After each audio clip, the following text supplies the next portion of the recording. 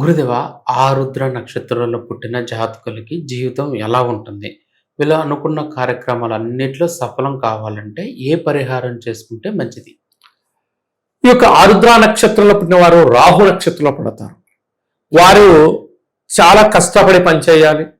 ఎదుటి వ్యక్తుల యొక్క వస్తువులను తస్కరించకూడదు, దొంగలించకూడదు అనుకుంటుంటారు. చాలా ధర్మబద్ధంగా ఉండే పరిస్థితి ఉంటుంది. వీరికి ఎక్కువ శాతంగా నరాల బలహీనత, వెన్నెముక సమస్య ఉంటే వీరి పరిస్థితి ఎలా ఉంటుందా అంటే సాక్షాత్గా పరమేశ్వరుడు ఆరుద్ర నక్షత్రంలో పుట్టడం జరిగింది. అంతే శాంతము ఉంటుంది, తేడా వస్తే అంతే లయం చేసే పరిస్థితి ఉంటుంది. చరాచర సృష్టి మీద వీరికి అంతటి అవగాహన ఉంటుంది. ఎవరు ఏదన్నా అనుకున్నా నా పని నేను చేసుకుంటూ వెళ్తూ ఉంటాను అని అనుకుంటూ ఉంటారు. కానీ ఒక్కసారి వీళ్ళని ఎవరన్నా డిస్టర్బ్ చేశారా వారి అంతు చూసేంత వరకు కూడా వీరు వదిలిపెట్టరు. మనము పుట్టపర్తి బాబా గారు ఆరుద్ర నక్షత్రంలో పుట్టారు. అలాగనే కాంగ్రెస్ పార్టీ అధినాయకురాలైనటువంటి సోనియా గాంధీ గారు కూడా ఆరుద్ర నక్షత్రంలోనే పుట్టారు. పక్క రాష్ట్రంలో మాజీ సీఎం అయినటువంటి జగన్మోహన్ రెడ్డి గారు కూడా అందులోనే పుట్టారు. వీరందరూ చూడండి, తక్కువ సమయంలో ప్రపంచ స్థాయికి ఎదిగి ఏకచక్ర ఆధిపత్యాన్ని పొంది ఓడినను వాళ్ళే రాజులు, గెలిచిన వాళ్ళే రాజులుగా ఫీల్ అవుతుంటారు. కనుక వీరితో పెట్టుకునే దానికన్నా వారి చుట్టూ భజన చేయడమే ఉత్తమోత్తంగా భావించగలగాలి.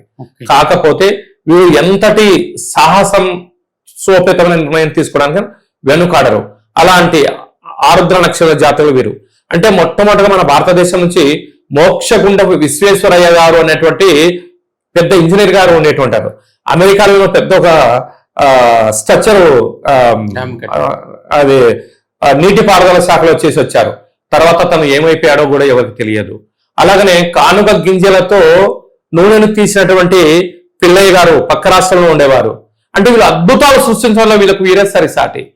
వీరిని ఎవరైనా ఎదిరించారా వారి అంతం చూసేదాకా వీరు కూడా వదిలిపెట్టారు. ఇలాంటి వారి ఇంట్లో ఉండడం యోగదాయకం, అలాగనే ఇబ్బందికరంగా కూడా ఉంటుంది.